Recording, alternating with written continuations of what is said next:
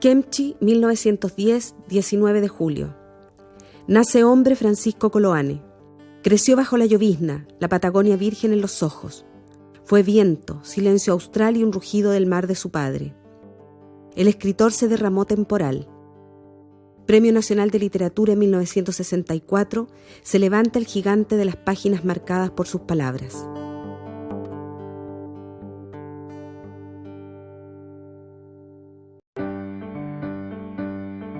Coloane, la gran figura, esa figura descomunal, apasionado, loco, exuberante.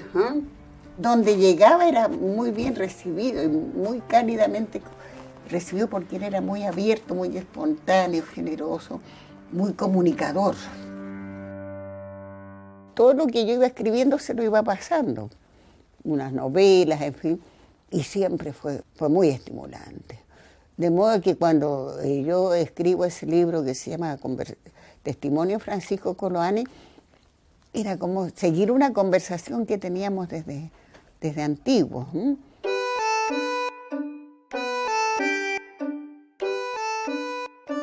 Fue un hombre muy amante de esta tierra, muy comprometido de corazón con este país.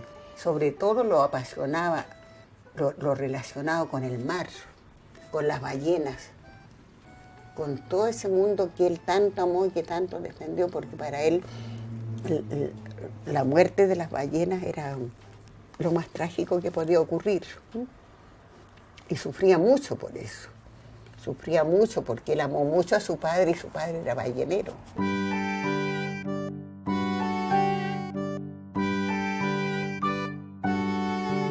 Ahí en Quintero, por una ventana, estaba permanentemente mirando la entrada, la salida de los barcos, y él conocía cada detalle de las embarcaciones, todos esos nombres técnicos, todas las faenas. Entonces, lo que él escribía era algo que tenía que ver siempre con su propia vida.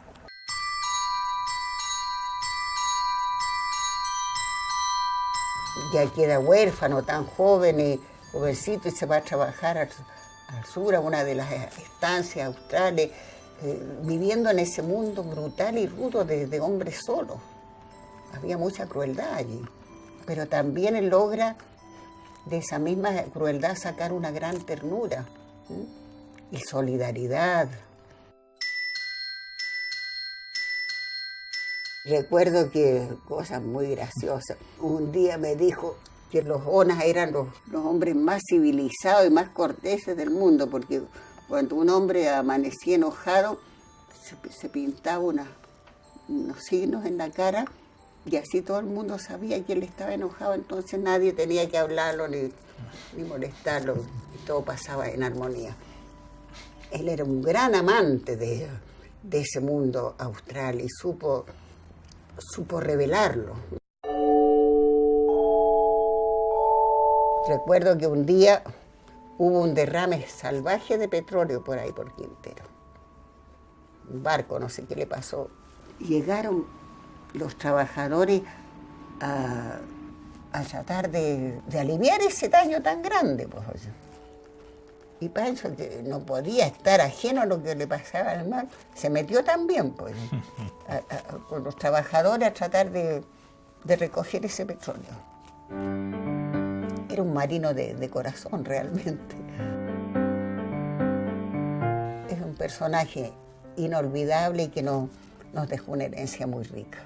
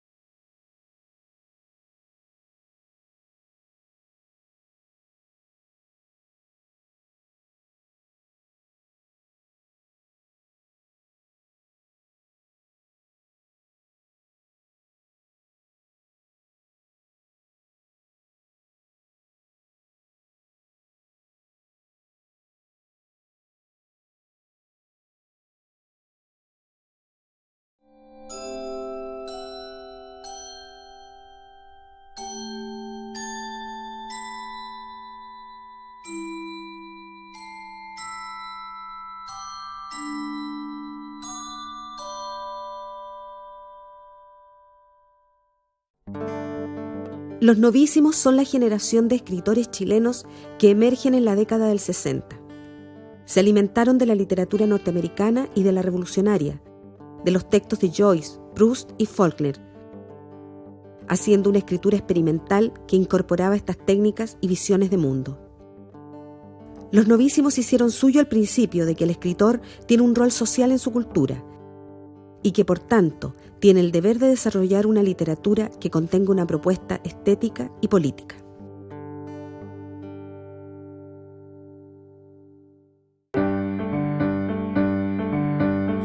Yo entré al pedagógico el año 54. Yo me encontraba todos los días en el patio, me tomaba un café o nos íbamos a los Cisnes al frente a tomar una cerveza con Nicanor Parra, por ejemplo. Estaba Casígoli, estaba Escármeta, Mauricio Baqués, Ariel Dorfman. Y creo que fue una época muy fértil, así, de gran democracia, de gran debate, de gran discusión, de apasionamiento. Era muy fuerte la presencia literaria ahí.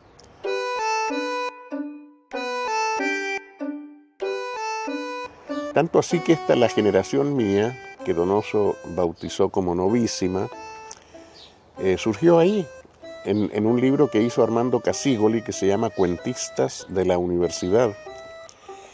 Entonces José Donoso, que era el redactor literario de la revista Arcilla, que era una revista importante en el medio cultural chileno, nos empezó a invitar a su casa en reuniones así, por ejemplo, los lunes en la noche, a tomar un café, a tomar un trago y conversar. Y él fue anotando esto y de repente hizo una crónica en Ercilla en que presenta a estos escritores como la generación novísima.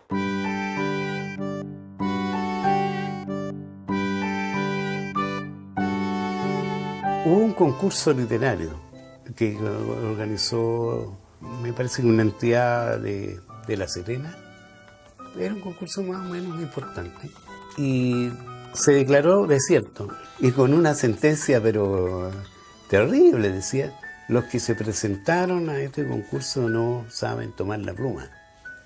Y así se fue corriendo el rumor entre los que participaron. Decía: hagamos un encuentro y reunamos al público y leamos los cuentos con los cuales nosotros participamos.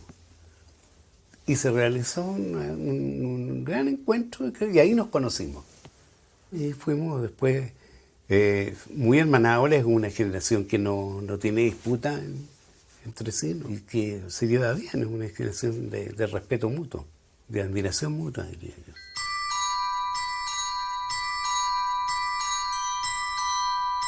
Esta generación nuestra, la generación de 60, que teníamos como postulado no solo una ruptura generacional con lo anterior, sino una ruptura estética.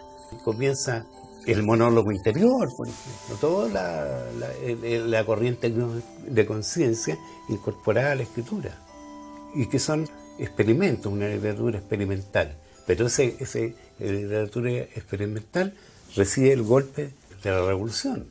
Por lo tanto, se deja de lado la estética, la preocupación meramente literaria y se incorpora al trabajo comunitario para consolidar la revolución. Yo creo que los novísimos fuimos más asimilables a la generación del 38 que a la del 50, que eran nuestros padres inmediatos, ¿eh? La generación del 38 se forjó antes de que empezara la Segunda Guerra Mundial, y por eso como una generación combativa antifascista, antinazista. Una generación que solidarizó con la República en la Guerra de España y que hizo un lema de escribir también para aportar a la lucha por los cambios en la sociedad humana. Y somos la generación que tuvo mayor número de exiliados. Fue muy interesante, un periodo de entrega total.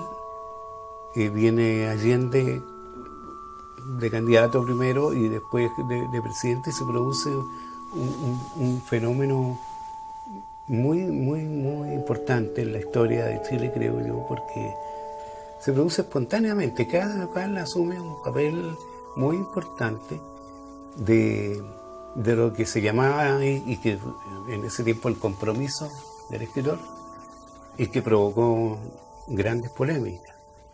Los escritores estaban todos trabajando, asumían una responsabilidad muy importante.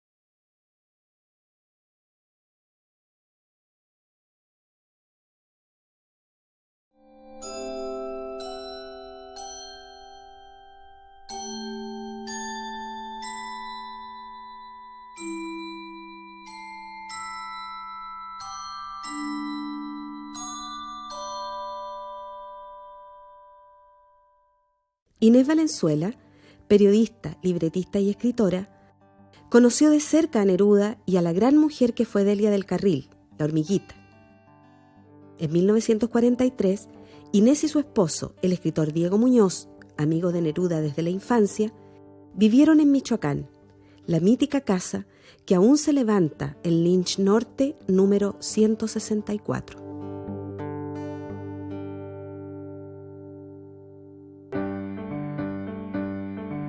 Cuando conocí yo a Pablo, en el noviembre del 43 por ahí, yo a Pablo era uno de los pocos escritores que no conocía.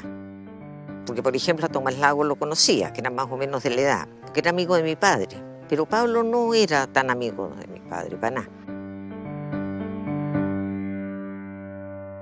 Entonces fuimos con Pablo a las librerías de viejo a mirar ahí un poco, y ahí me encontré yo con un libro de Anthony Gilbert, y lo tomé para verlo, ¿no? Porque no lo había leído, que se llamaba Algo horrible en la leñera. Entonces lo tomé y lo separé a comprarlo. Y Pablo me dijo, ¿tú lees novela policial? Sí, le dije, yo me gusta mucho. Entonces me dijo él, cuando tú lo termines de leer, ¿me lo prestas? Sí, claro, me dijo. Y bueno, y ahí estuvimos viendo otro, elegimos otro, y después ya cuando nos vinimos a vivir aquí a Lynch, que eso fue en el 44, como en abril, una cosa así, todos los días teníamos que tener un libro policial. O yo preocuparme de comprarlo, o Pablo preocuparse, porque si no era pelea, porque nos teníamos que leer en la noche.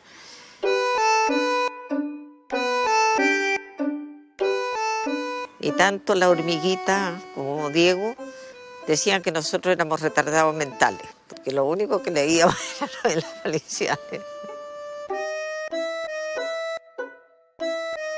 Pablo era una persona que le gustaban mucho los trabajos.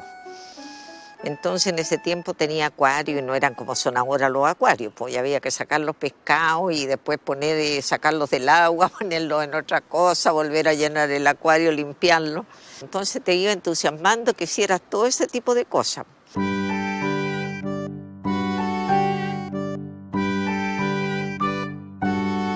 Y a mí me tenía también de secretaria para que le contestara a los malacólogos que vivían escribiéndole, por los que juntaban las conchitas y todas esas leceras. Entonces yo les contestaba las cartas. Y Pablo a veces les ponía una nota abajo, así, porque si eran más amigos y la carta era muy formal, le ponía, es carta de secretaria.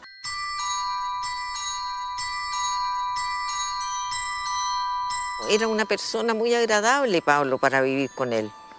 Era muy inteligente, Pablo. A mí siempre lo que me sorprendía de él, no su calidad de poeta, no más, sino la inteligencia que tenía. Y la hormiguita era una persona que siempre a mí me pareció fabulosa, oye.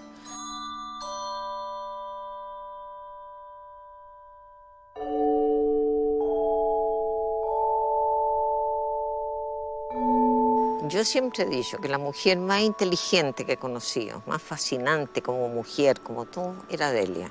No he vuelto a conocer a ninguna como ella. La hormiga era una persona, oye, muy segura de sí misma, muy hermosa. Imagínate que yo tenía 18 años y ella tenía 40 más que yo, pues, más de 40. Y yo nunca la hallé vieja. Mi madre tenía mucho menos años. Y yo encontraba a la hormiga que era como una persona joven, como que hablábamos de igual a igual. Fue muy importante en mi vida, muy importante. Muchas cosas que aprendí, las aprendí de ella.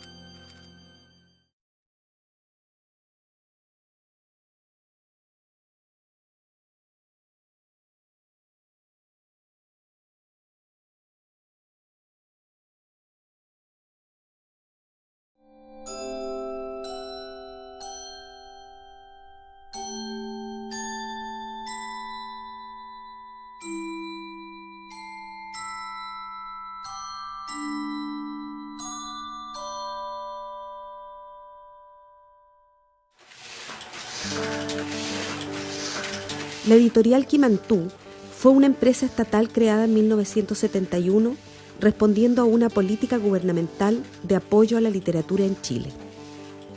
Para ello, implementó ediciones de bajo costo. Durante su funcionamiento, Quimantú publicó 250 títulos e imprimió 10 millones de libros, fenómeno que nunca más ha sido replicado en Chile.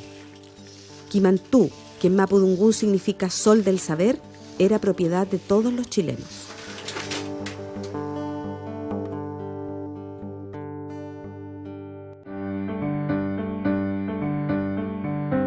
Fue bien intenso, fíjate, y con cosas muy novedosas. Por ejemplo, surge Fernando Jerez, que era muy joven, pero con una obra, con una novela importante y que tiene que ver, es la novela del período, se puede decir.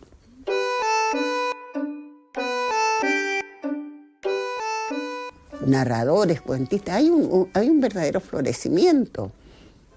Y una cosa que no podemos olvidar, oye, que la prensa de ese tiempo le daba mucha importancia al trabajo literario y artístico.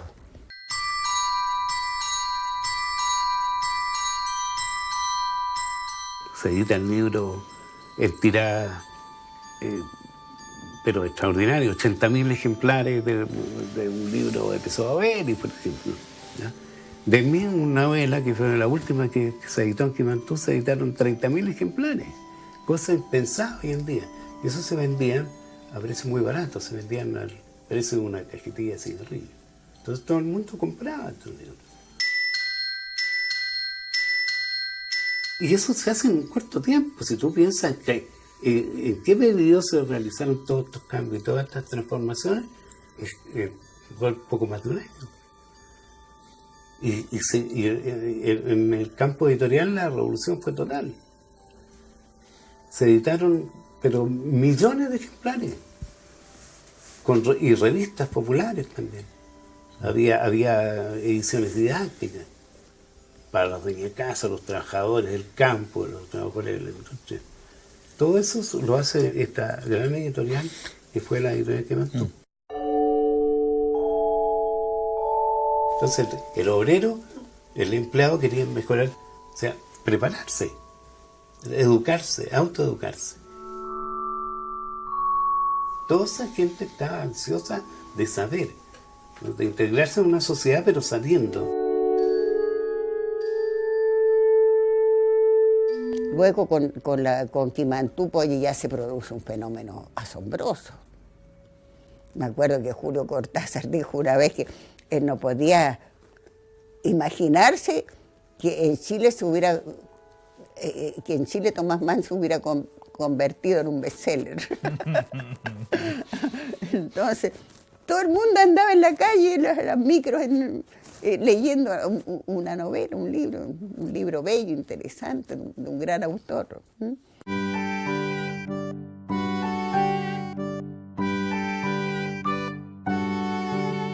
La colección Nosotros los Chilenos, que fue una colección muy linda, muy, muy vibrante, porque allí aparecía toda nuestra vida. El box, el fútbol, los terremotos, los mineros, todo lo que es la vida de un chileno, las comidas y bebidas. Es decir, esta gran riqueza popular fue un fenómeno que seguramente habría podido dar frutos que no podemos sospechar siquiera.